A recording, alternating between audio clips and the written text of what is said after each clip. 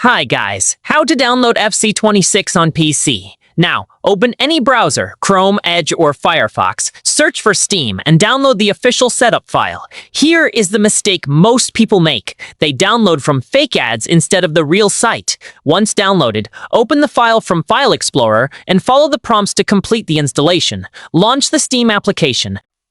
Look in with your existing credentials, or if you are new, click Create a Free Account in the bottom right corner to set up your profile.